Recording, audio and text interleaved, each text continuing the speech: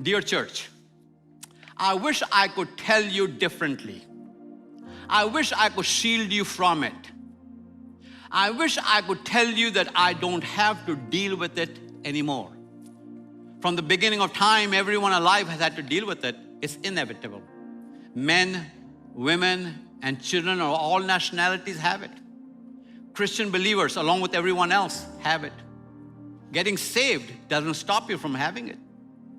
However, Christian believers know that their response to this has to be biblical and different from everyone else. The thing we all have is conflict. The question isn't how you'll respond if you have conflict. It is how you respond when you have conflict. Conflict in families, conflict at work, conflict in society, conflict in culture, conflict in the church. That's what I want to focus on, conflict in the church.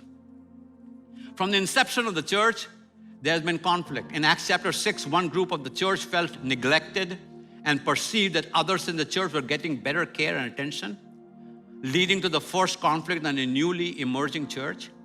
Acts 15 describes the first council in Jerusalem when the us and them, Jews and Gentiles question almost split the infant church. Acts 15 ends with a split between Paul and his mentor Barnabas, who dissolved their missionary partnership and went in different directions with different partners. Most of the epistles by Paul, Peter, John, and Jude are dealing with different types of conflict.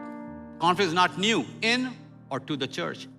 My question, therefore, is, how will you as a Christian believer respond to conflict in this church? Will you take sides? Will you take to social media? Will you stoke the flames? Is it more important to be right than loving? As your uncle, here are a few of my recommendations. Number one, examine yourselves first before throwing rocks. Number two, talk to people, not about them. Number three, do not turn conflict into a prayer request on social media.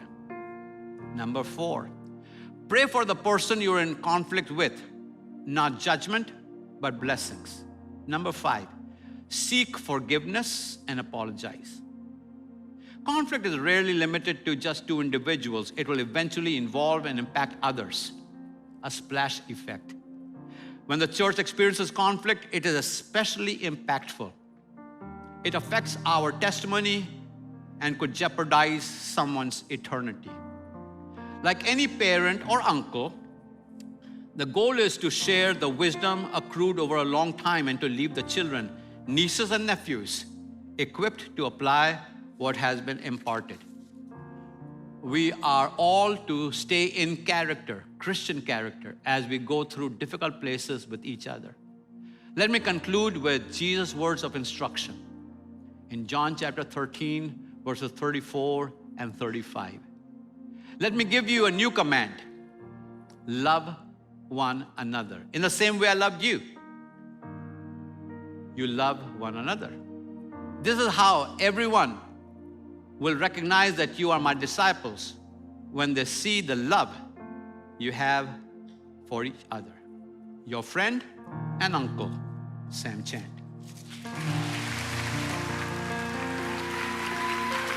Thanks for stopping by our channel. To learn a little bit more about our church, stop by connectivevictory.com, where you can find a campus near you, give, or even join an online small group. And don't forget to like, comment, and subscribe, because we have a lot of great content that's going to be coming your way. So don't forget to hit that bell icon so you don't miss a thing.